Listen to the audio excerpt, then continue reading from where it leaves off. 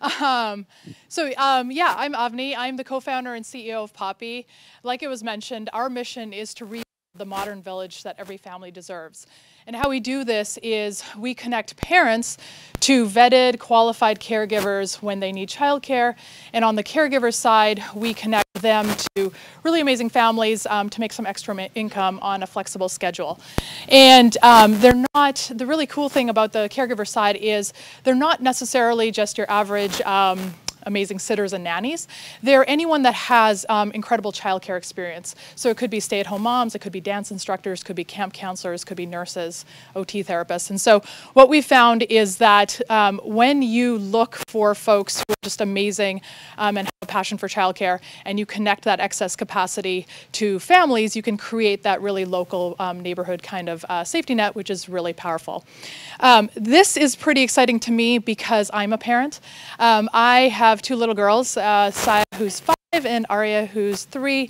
And my husband and I, we both work. We have lived all over the place and not had family in town, and sort of done the calendar shuffle when, you know, a nanny is sick or a meeting runs long or all the different things in any given week.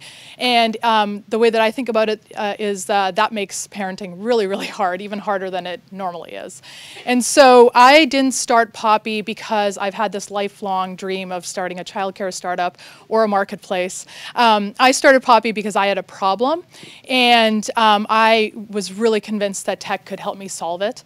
And it didn't matter that I have a very traditional background and career, and I'd never worked at a software company, let alone build one.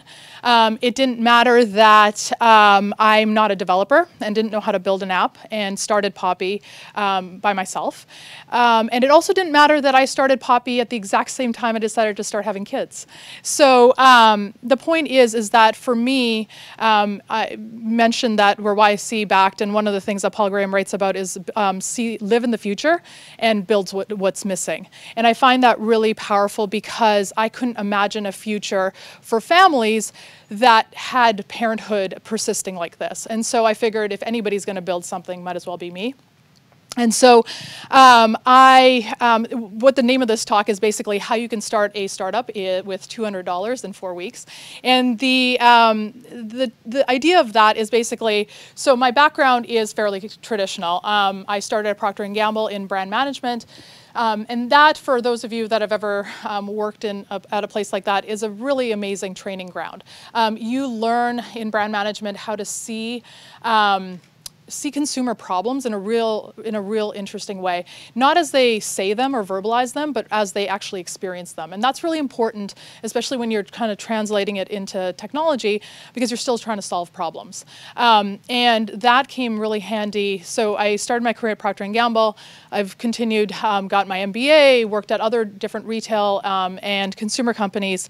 And by the time that we had our first daughter, we'd had the opportunity to do a lot of interesting things. We moved to China for a while.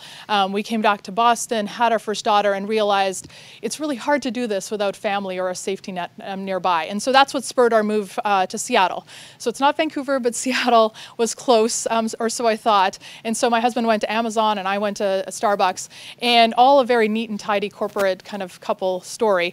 But I think at this time, I'd also been, you know, when you become a parent, the calculus on your time also changes, and what you want to do with your time. I knew I wasn't a stay-at-home mom, but I knew that if I was going to be away from my kids, that I needed it to be something really worthwhile and worthy of my time. And so I decided that I wanted to get into startups, get into tech. And so I left my very traditional, very safe paycheck company and started my first startup. It's a company called Papaya & Post. It was a subscription e-commerce company aimed at raising culturally curious kids. So this is back in 2012 when subscription e-commerce was all the rage. And so think about things in a box. And so every month had a different culture. So one month was India, another month was China, and it really explored cultures in a what I thought was a compelling way with language and food and things like that. That was a really, I started it with a dear friend, did all the things that I thought you're supposed to do when you want to start a startup, a business plan, numbers, really great product, talk to advisors and investors. And after about 10 months, we ended up shutting it down.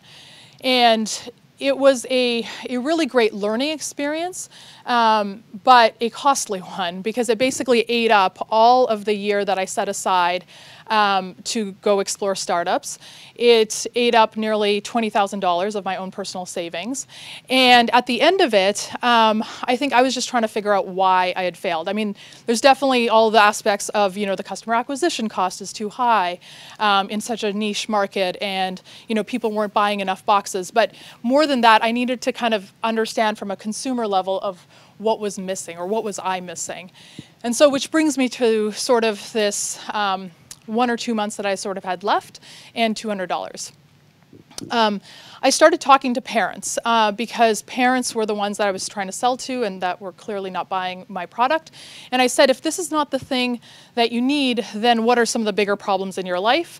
And the topic that kept on coming up was the topic of childcare.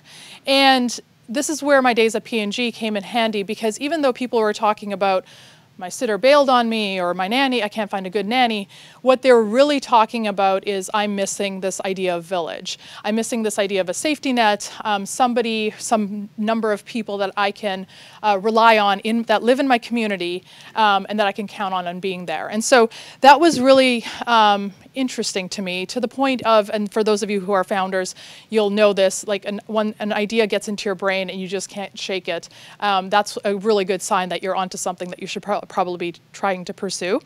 And so that for me was a bit of an idea of how you could break that up. My chemistry background came back, and I broke it out into a formula of a village is a function of someone that you trust, is fit for your family, and is available when you need them to be. That's basically a vetting mechanism, a matching algorithm, and a scheduler. And so for me, I could see how technology could kind of be broken up and packaged back together to do this. But again, I'm not a developer, and so that sort of made me come up short. Ultimately, what I decided was I really needed to, because when you get an idea in your head and you can't shake it, you can't let things like not being a developer stop you. And so what I ended up doing was approximating a tech stack. And so I ended up, and that's the amazing thing of being in startups or trying to attempt a startup these days. There's so many things off the shelf that literally, and I get that I'm in consumer, so that's much easier, but my sign up and everything could be done with Squarespace and Typeform. I could do payments with Stripe integrations. My database was basically Excel for a while, and communication could be done with just SMS. And so what I did was I could see how I could approximate all of this by myself. And so I found and vetted 3 UW students. I found 15 families in my neighborhood, and I approximated this tech stack and figured if I needed, I could figure out in 4 weeks whether I had something even worth needing a co-founder for. And so got a 4-week test kind of up and going, and the whole point there was, could I grow? Would people need what I'm making? And so I would be able to see that by, not only having some people pay me money for this, but then a growing number. And so again, YC principles of just growing every week by 10%. Started that out in the first week, ended up getting 4 bookings. Doesn't sound like a lot, but it was something to give me the next week's target, which was 5, ended up doing 6, and so on and so forth. And the point was that with that consistent sort of discipline, it not only showed me and gave me the confidence that there was something here, but that also laid sort of the groundwork to then continue and to grow. And after the 4 weeks, obviously continued the test.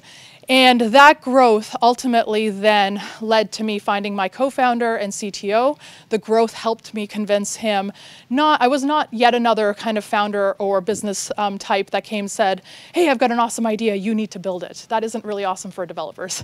And so the growth actually showed I was serious about this. There was something here, and that he could kind of join that. It also ultimately helped us raise our seed round and get into YC. And I guess the ultimate point of all this, growth really does solve a lot of, especially early stage problems. And that is a definite kind of indication of that. And so we had the chance to be funded by Y Combinator down in the Valley. We raised a little bit over $2.2 million in seed funding. We are now 10 people in Seattle. and basically we are currently based in Seattle and serving the Seattle area, but our vision and mission, talking about mission-based companies, is obviously to solve this in a big way for families across the country and countries. So, that's what I say.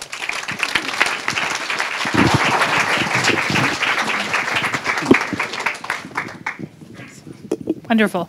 Any questions on this side? Perfect. Here you go, Matt. Thank you. All right. Hey, very cool company, and I really love the concept. 2 questions for you. How did you deal initially with the chicken and egg problem of a marketplace? And 2, I think once you have an established customer base on either side, as caregivers or parents, how do you deal with, like, once they've made the connection, how do you continue to have them use your service and not be like, hey, we're offline now, we don't need to pay Poppy their fees? Yep, that's a great point. So chicken and the egg. I think there's, this is one of those funny things. I've never worked on a marketplace or even kind of experienced some of these problems. And I think the interesting thing is you learn your way kind of forward. I'm a big believer that I think you need to start with supply in some sense in the very beginning. So if I didn't have those 3 initial UW students to then go to the demand side and say, hey, I've got this, and then play around with that, it wouldn't have really, it's a little bit of a false dichotomy because I already knew childcare is such a prevalent problem that I already knew that there were all these people posting on Nextdoor and all these types of things saying, I need a sitter. And so in some way, again, a little bit false because I knew these people had an express need. I then went and found the supply. But when I sent the email to them, I'd already locked down the supply to then go to the demand. I'm not saying it's an easy thing. I think you could make it work either way. The bigger problem is that as you grow, you need to leapfrog. And it's a constant, it's a constant battle. You'll constantly either unfulfill bookings because you don't have enough supply, or you'll constantly have caregivers saying, "Where's my jobs?" Because you've now grown. You've grown your supply faster than your demand, and so that is one of the most challenging and tricky parts of running a marketplace. Second part, disintermediation. I think it's a great question. I think most marketplaces have that problem.